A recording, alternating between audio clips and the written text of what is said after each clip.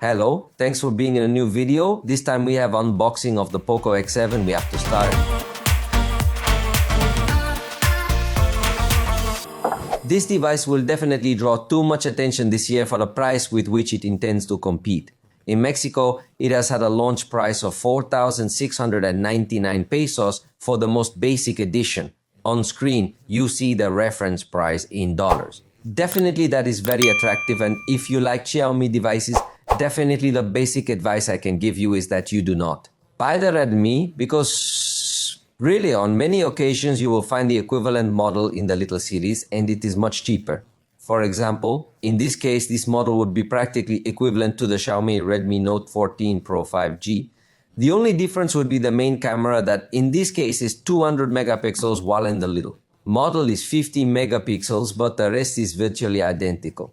So use your money well and don't buy the Redmi, better buy the POCO.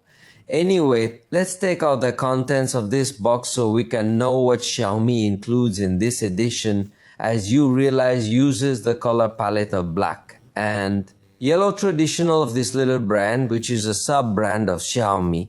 So let's take out the content that comes through here. We find ourselves with papers of a lifetime, quick guides and the like. A case which, as you realize, is the same as the case that comes in Redmi, but with little branding, that is. It comes with solid padding.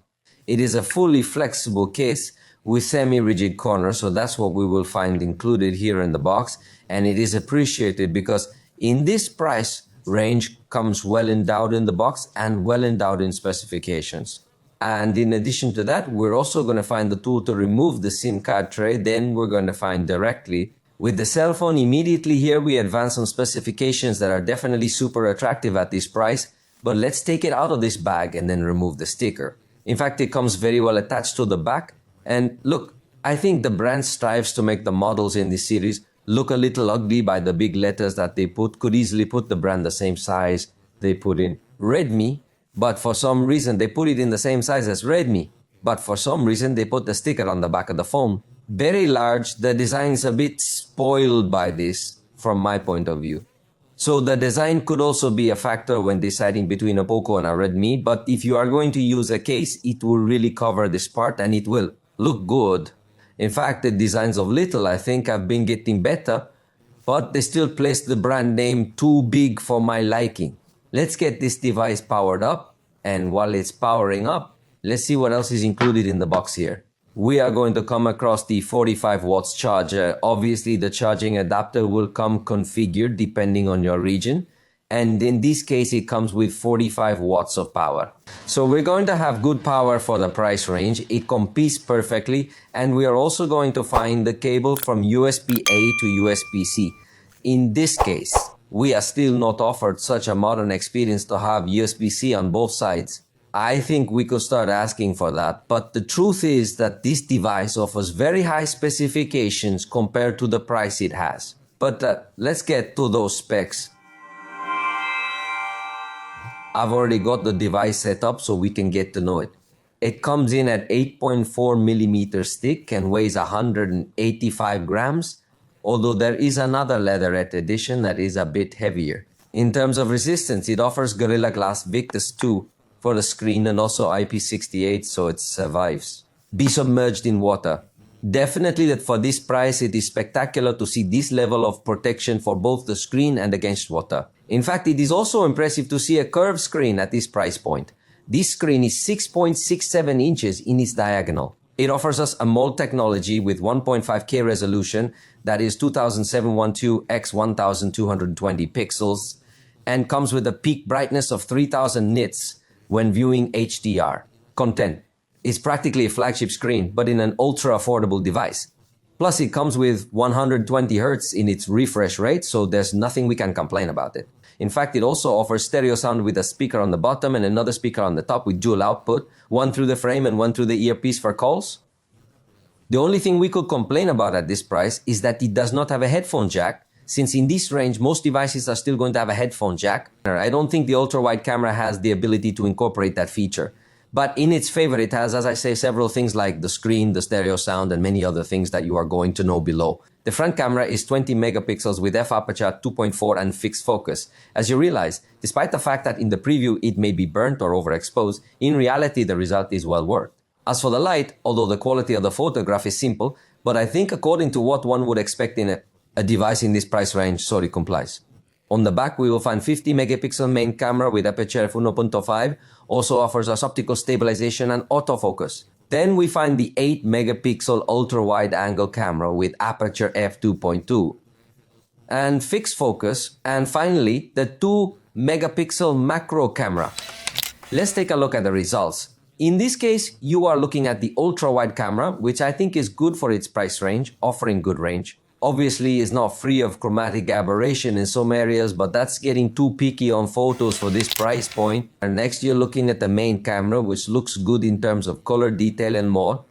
It's a camera that is definitely of good quality. As you notice, it offers us zoom inside the sensor, so this picture is 2x digital zoom, but it looks like it's optical quality. Now you are looking at the 10x zoom photograph, where you notice a little more difference between a 2:1 camera and a 50 megapixel camera. It's still a very good zoom and powerful enough for the range in which it competes. The maximum zoom it offers is 20x, although here you do notice little level of detail. So it would not be highly recommended to use this maximum zoom. That would be the main difference between the Redmi and Poco. Specifically, the 200 megapixel sensor is slightly better utilized in the Redmi model, but I honestly don't think the difference in price really accounts for the difference in zoom quality. The macro camera is basic. This would be the result that you can get to give you, obviously lets you be close to the object. Although I would prefer to use the main camera applying digital zoom, and note that the result is even superior in terms of the level of detail.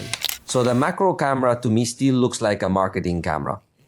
As for video recording, note that if it's going to allow us to record in 4K with the main camera, although the ultra-wide camera will not have the same capabilities as the quality is lower to full HD, and if you want to record with the macro camera is lowered even more to HD, the front camera also does not have the ability to record in 4K, but in this price range, I think we cannot demand it.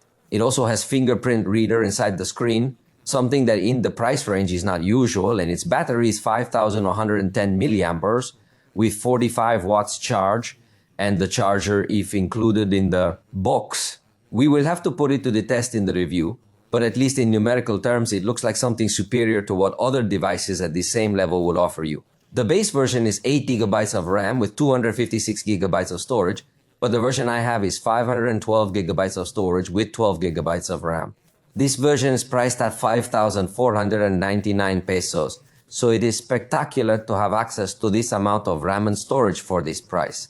It would definitely be highly recommended. Lastly, the processor is the MediaTek Dimensity 7300 Ultra, which for this price range is definitely a very good processor. Now let's check out the benchmark results on Geekbench. With a single core it gave 1025 points, and with multi-core it reached 2948 points, that is. As a reference, it would give us a score very similar to the one that gave at the time the Snapdragon 778G, which was one of the best processors we have seen. So for this price, it's spectacular to see this level of power. Definitely stay tuned for the review coming soon, because we will analyze its performance in games, how it does in cameras with its different modes, and many more things. For now, it has been a first look and I hope you liked it. If you did, you can let us know, and we'll see you next time.